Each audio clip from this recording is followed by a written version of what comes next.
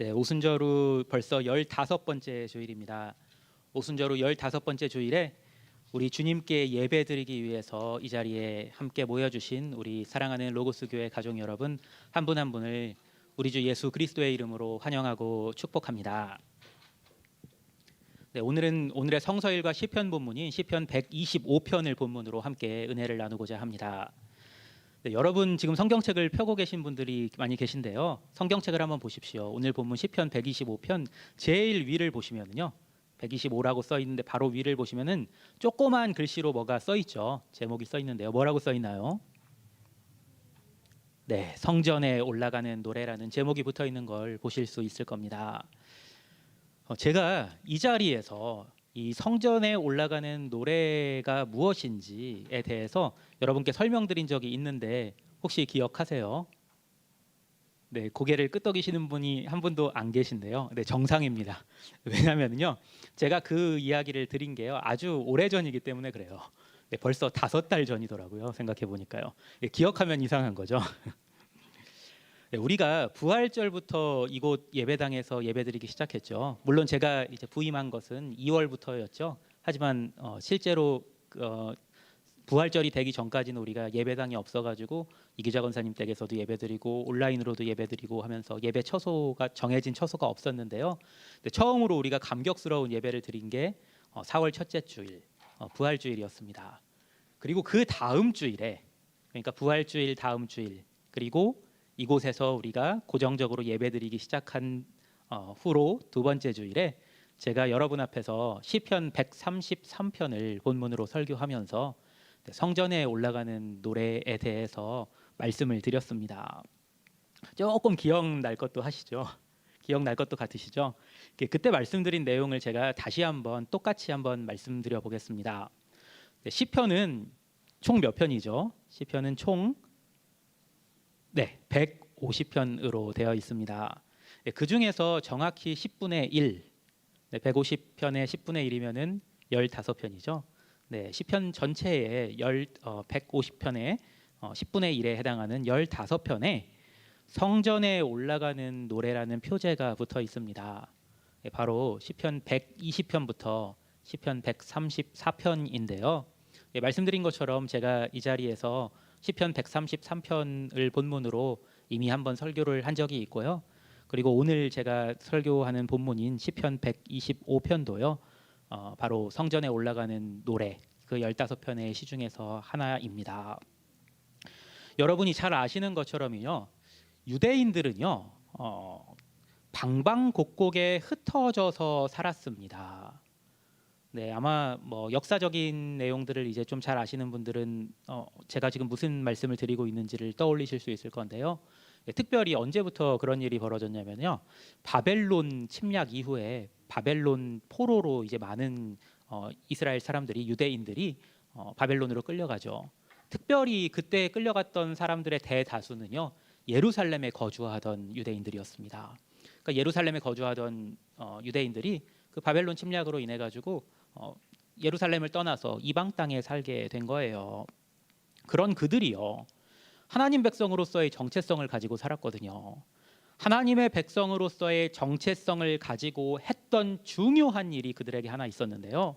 그건 바로 그들이 살았던 곳 그리고 성전이 있었던 예루살렘에 절기마다 올라가는 것이었습니다. 이스라엘에는 큰 절기가 3개가 있죠.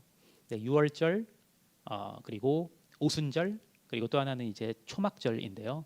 그 유대인의 가장 큰 절기였던 세 절기마다 방방곡곡 온 세상에 그러니까 예루살렘으로부터 멀리 떨어져서 온 땅에 흩어져 있던 이스라엘의 모든 백성들이 한 자리에 예루살렘으로 모여서 성전을 향해 모여들었습니다. 그러니까 그건 결국은 일종의 그들에게 있어서는 순례의 여정이었던 거죠. 네, 그 순례의 여정 중에 불렀던 노래가 바로 시편 120편에서 134편 15편에 걸쳐 쓰여 있는 수록되어 있는 성전에 올라가는 노래였습니다. 절기마다 성전에 올라가면서 그들은 하나님을 의지하는 마음을 새롭게 했습니다. 예루살렘에 모여 살지 못하고 이제 디아스포라라고 불리면서, 디아스포라가 무슨 뜻이냐면요, 헬라어인데요, 흩어져 있다는 뜻이에요. 단순히 그러니까 흩어져서 디아스포라라고 불리면서 흩어져 그들이 살게 되었던 이유가 무엇이었습니까? 물론 그 중에는 원해서 예루살렘을 떠난 사람들도 있었지요. 하지만 대다수는요, 역사적 배경을 생각해 보면 어쩔 수 없이 그들이 사랑했던 땅을 떠나서 살아야만 했습니다.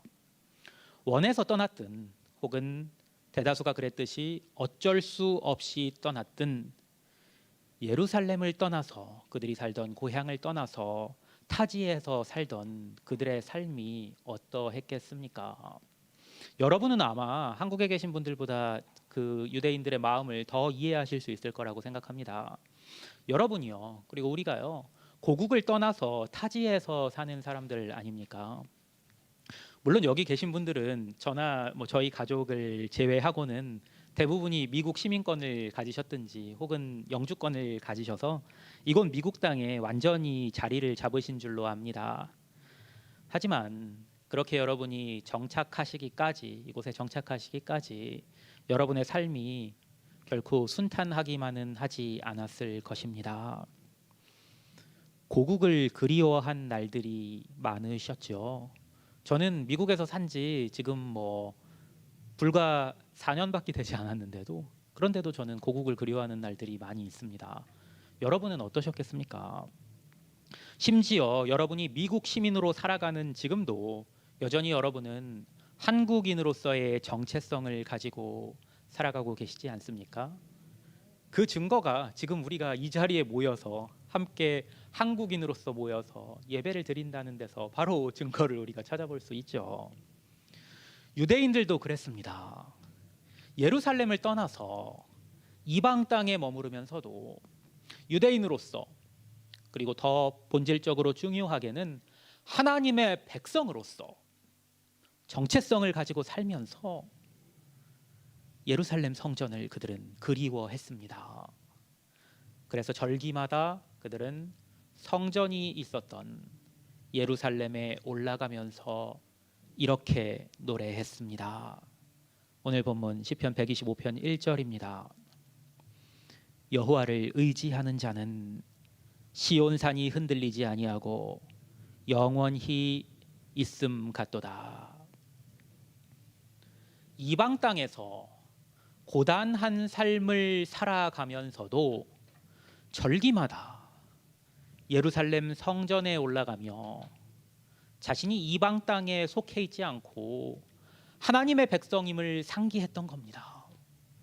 그러면서 하나님의 백성으로서 하나님만을 의지하면서 영원히 흔들리지 않으리라고 그들은 굳게 다짐했던 것입니다.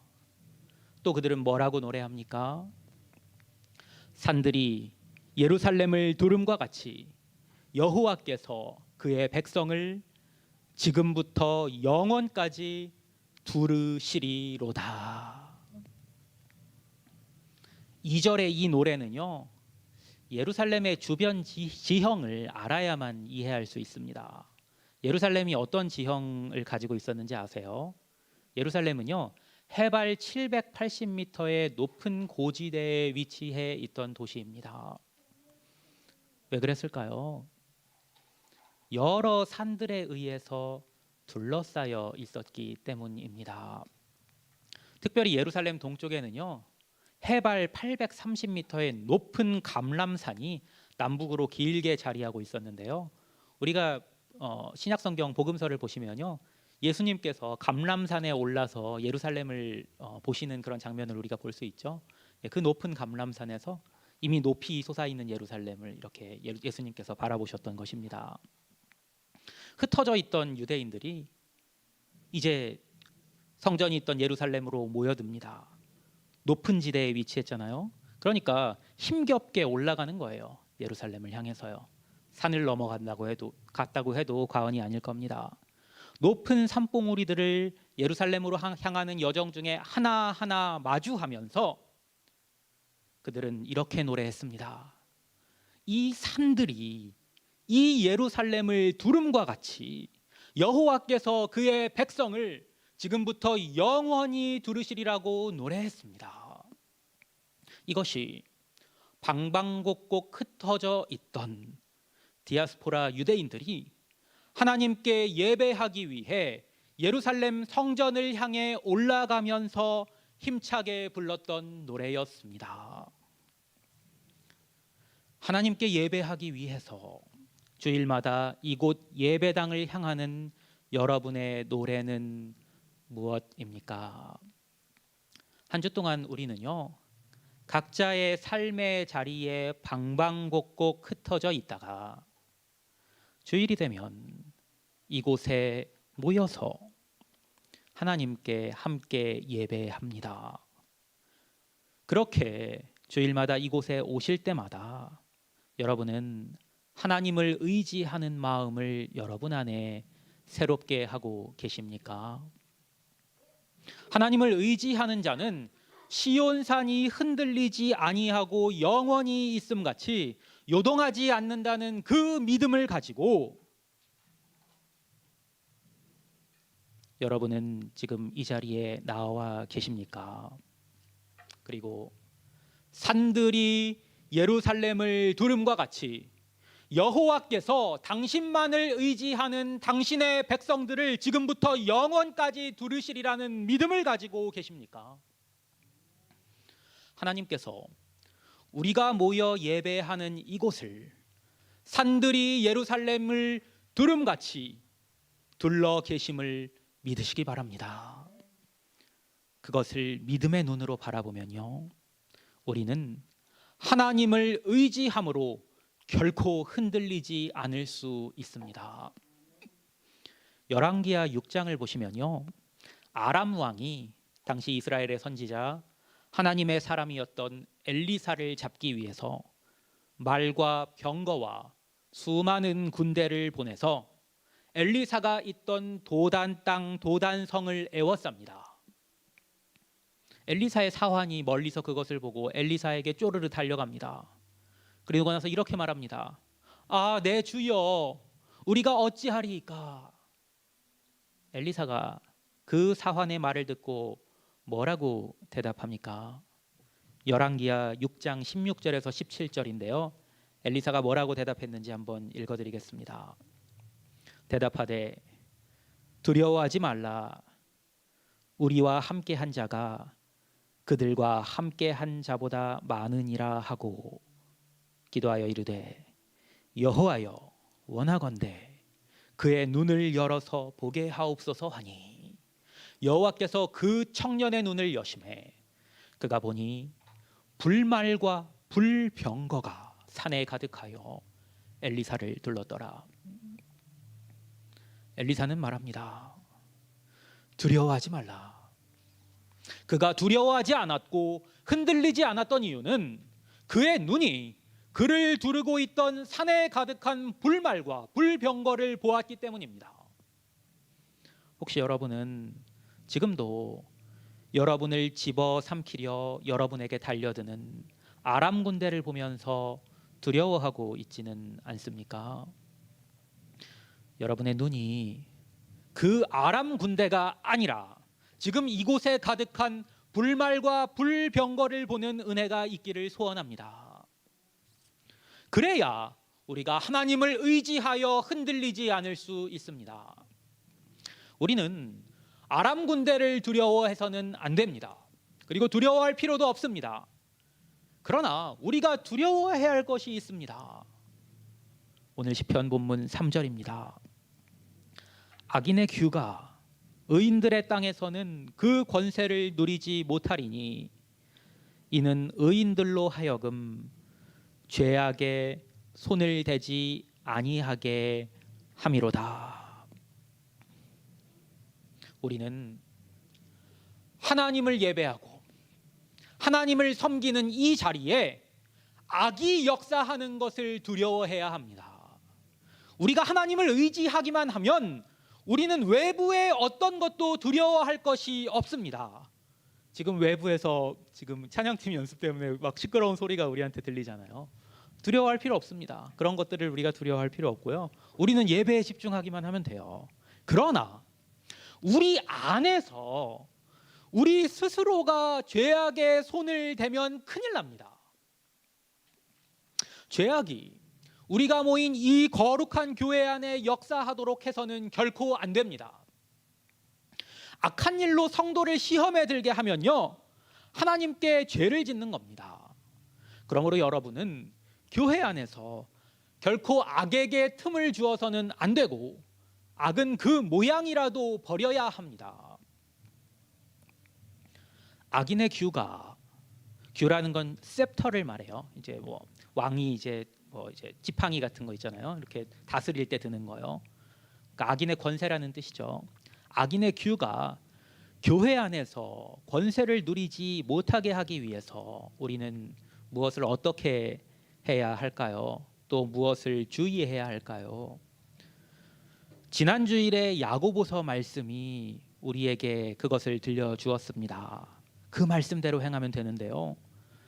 지난 주일 야고보서 1장 19절에서 21절은 우리에게 이렇게 말씀했습니다. 내 사랑하는 형제들아, 너희가 알지니 사람마다 듣기는 속히 하고 말하기는 더디하며 성내기도 더디하라. 사람이 성내는 것이 하나님의 의를 이루지 못함이라. 그러므로 모든 더러운 것과 넘치는 악을 내버리고 너희 영혼을 능히 구원할 바 마음에 심어진 말씀을 온유함으로 받으라. 혀를 제갈 물려야 합니다. 야고보서와 함께 지난 주일에 함께 나누었던 시편 본문인 15편, 시편 15편도요. 이렇게 말씀했죠. 주의 장막에 머무를 자, 그리고 주의 성산에 사는 자는 그의 혀로 남을 허물하지 않고 그의 이웃에게 악을 행하지 아니하며 그의 이웃을 비방하지 아니한다고 말씀했습니다. 교회에는요, 악을 내버림이 있어야 하고 악을 내버리기 위해서 혀를 제갈 물림이 있어야 합니다. 여러분 모두가 듣기는 속히 하고 말하기는 더디하며 성내기도 더디하여서 우리 교회가 악이 발붙일 틈도 없는 복된 교회 되기를 간절히 소원합니다. 말하기 성내기는 더디하되 무엇은 속히 해야 합니까? 야고보서 1장이 말씀하는 바와 같이 먼저 듣기를 속히 해야 합니다. 그러니까 입은 막고 귀는 열면 됩니다. 그리고 시편 15편이 말씀하는 바와 같이 정직하게 행하며 공의를 실천하며 마음의 정의를 말하기를 또한 속히 해야 합니다. 그렇게 하는 자에게 하나님께서 어떻게 보응하십니까? 오늘 본문 4절은 분명히 이렇게 말씀합니다. 여호와여, 선한 자들과 마음이 정직한 자들에게 선대하소서. 하나님께서 선대하십니다. 그거면 된 거 아닙니까? 우리 인생에 아람 군대가 수천 수만이 몰려오든 하나님께서 우리를 불말과 불병거로 두르셔서 지켜주시고 돌보아 주시면 무엇이 두렵겠습니까? 우리가 정직하게 행하며 공의를 실천하며 마음의 진실을 말하면 하나님께서 우리를 선대하셔서 우리의 인생이 하나님 안에서 새롭게 됩니다. 오늘 본문 마지막 절 5절입니다. 자기의 굽은 길로 치우치는 자들은 여호와께서 죄를 범하는 자들과 함께 다니게 하시리로다. 이스라엘에게는 평강이 있을지어다. 아멘. 우리가 하나님의 말씀에서 떠나면 자기의 굽은 길로 치우쳐 행하게 됩니다. 그러면 필연적으로 우리는 생각으로 그리고 입술로 범죄하게 됩니다. 우리가 우리의 혀를 다스리지 못하기 시작하면요, 악이 우리를 집어삼키게 됩니다. 그리고 죄를 범하는 다른 사람들과 어울리게 됩니다. 비방하는 자들은 함께 모여서 비방합니다. 그리고 악을 행하는 자들은 또 함께 모여서 함께 악을 행합니다. 그러나 하나님께서 선대하시는 선한 자들과 마음이 정직한 자들에게는 평강이 있다고 오늘 본문은 힘주어서 우리에게 말씀해 줍니다. 여호와를 의지함으로 인해서 악을 내버리고 선을 따르고 정직하게 사는 사람들은 결코 흔들리지 않습니다. 산들이 예루살렘을 두름과 같이 여호와께서 그를 지금부터 영원까지 두르시기 때문에 그에게는 하나님께서 주시는 참 평강이 있습니다. 사랑하는 여러분, 오늘 이 시간 여호와를 의지하는 마음을 여러분 안에 새롭게 하시지 않겠습니까? 혹시 지금 여러분이 흔들리고 있다면, 혹은 여러분 안에 두려움이 있다면 어쩌면 그것은 악한 세력이 여러분 안에 또아리를 틀려고 하기 때문일지도 모릅니다.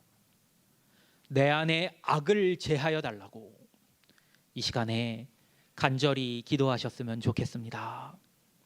정결한 마음을 내게 주시고 정직한 영을 내 안에 새롭게 해주셔서 하나님께서 주시는 참 평강을 우리로 하여금 누리게 해달라고 우리 주 하나님께 매달려 간구할 수 있었으면 좋겠습니다. 그 마음을 가지고 하나님을 의지하는 자는 영원히 흔들리지 아니할 것입니다. 하나님께서 그를 선대하시기 때문입니다. 이번 한 주 동안도 하나님의 말씀을 읽고 묵상하시면서 그 말씀을 따라 행하여서 하나님께서 주시는 그 참 평강을 풍성히 누리시는 우리 사랑하는 로고스 교회 성도님 한 분 한 분 모두 되시기를 우리 주님의 이름으로 간절히 축원합니다. 함께 기도하겠습니다.